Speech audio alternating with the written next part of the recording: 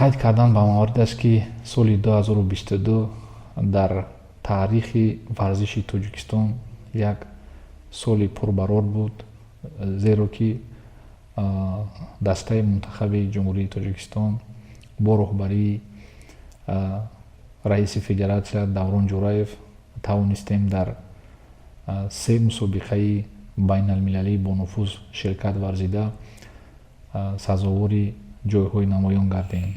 Хусусан дар шаҳри Абу-Даби, Амуроти Муттаҳидаи Араб чемпионати ҷаҳон байни наврасон баргузор гашт ки ҷумҳурии Тоҷикистон дар маҷмӯъ соҳиби 21 медали сатҳи байналмилалӣ гашт.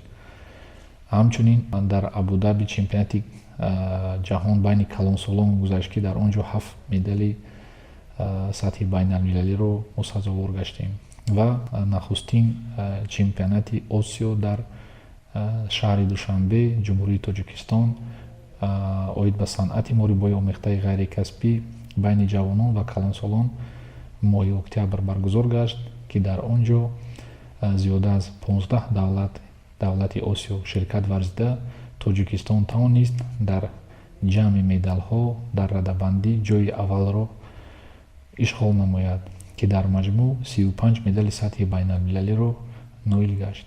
соли нави 2023 муборак бошад. салому алайкум ҳамдиёрони азиз, шуморо ба фавросии соли нави мелодӣ табрик гуфта ба шумо саломатии бар давом ва бурбуриҳоро дар оянда таманно дорам.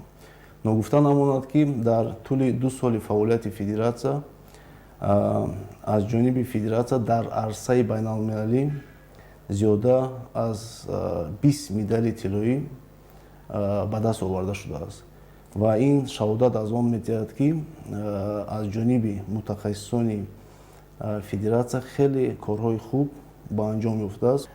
Дар соли оянда он нақшаҳое ки пешбинӣ шудааст таманно мекунам ки амалӣ гарданд ва парчами азизамо ҳама вақт парафшон шаваду дар арсаи байналмилалӣ ва суруди миллиамон садо диҳад. Бори дигар соли наватон муборак бошад. Dear colleagues, partners, international partners, dear athletes, fans and dear spectators of Tajikistan MMA Federation, on behalf of myself and on behalf of Tajikistan MMA Federation, I congratulate you with the new year of 2023 and wish you to have joyful and safe holidays. Wish you much success in 2023. May all your plans and goals come true. I am thankful for the year behind because the year 2022 was very successful for Tajikistan MMA Federation. Why? Because of the hard work and contributions of each of the members of Tajikistan MMA Federation team. We made the 2022 historical, and I am proud to be the part of these historical moments. In 2022, Tajikistan MMA Federation had a lot of achievements. First of all, at the beginning of the year, youth MMA team of Tajikistan had participated in the TAJMMAF Youth World Championship, and with showing their skills and power and their hard work, our team could become one of the strongest youth team in the world. And the second one was organization of the first Asian MMA championship in the Republic of Tajikistan, and it was very successfully organized by the team of TAJMMAF and the team of Tajikistan MMA Federation, and it was the great event, and Tajikistan MMA Federation received the first place in overall medals. The third historical event was the formation of a new international body within TAJMMAF, Asian Mixed Martial Arts Federation, and it was the first meeting was held in the Republic of Tajikistan during the Asian Championship, and Tajikistan MMA Federation President Mr. Davron Jo'rayev was elected as a first Vice President of Asian MMA Federation, which is one of the greatest moment for Tajikistan MMA Federation. So once more, I congratulate you with the new year of 2023 and wish you much success. Be happy, healthy and wise, and good luck everybody. соли 2022 барои федератсияи таҷмаф соли бобарор буда. тасдиқи ин гуфтаҳо якчанд мусобиқаҳои дохилӣ ва якумин бор дар таърихи тоҷикистон мусобиқаи осиё дар сатҳи хуб баргузор гардид. аз ҷиҳати моддӣ ба ҳама талаботҳои федератсияи байналмилалӣ яъне ТАJMMАФ ҷавобгӯ буд. инчунин қобили қайд аст ки дар соли ҷорӣ толори варзишии 55 комбат бо тамоми шароитҳои муосир сохта ба истифода дода шуд, ки ҳамчун базаи омодагии варзишгарони таҷмаф истифода мешавад. аз фурсат истифода бурда мардуми тоҷикистон ва варзишгарони ҷумҳуриро бо фарорасии соли нави мелодӣ табрик гуфта барояшон дар соли нав дастовардҳои нав ба нав орзумандам.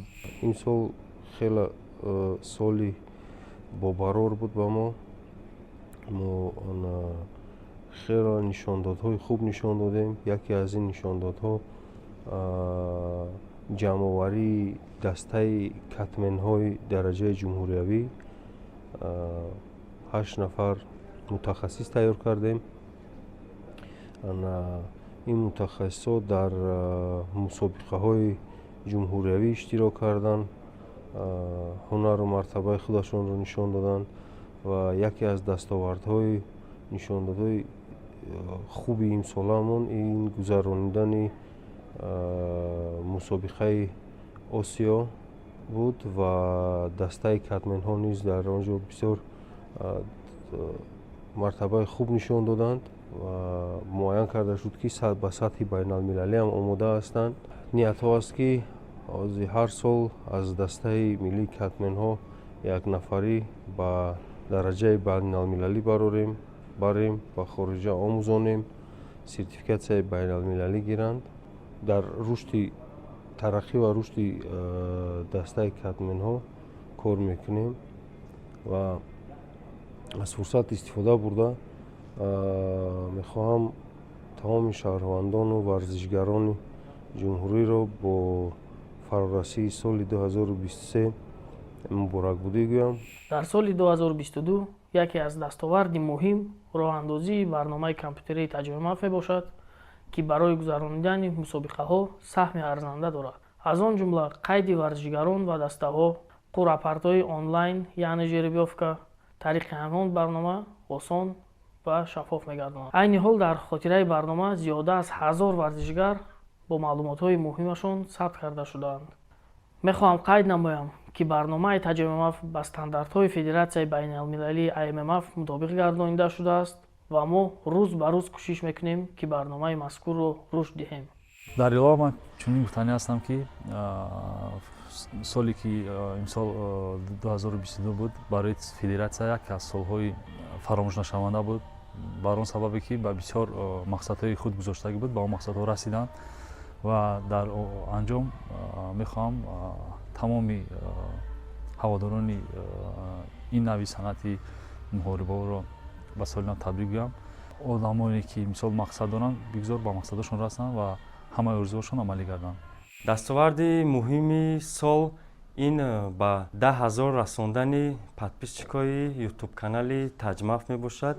инчунин саҳифаи инстаграми Федератсияи TAJMMAF наздик ба 25,000 нафар расид.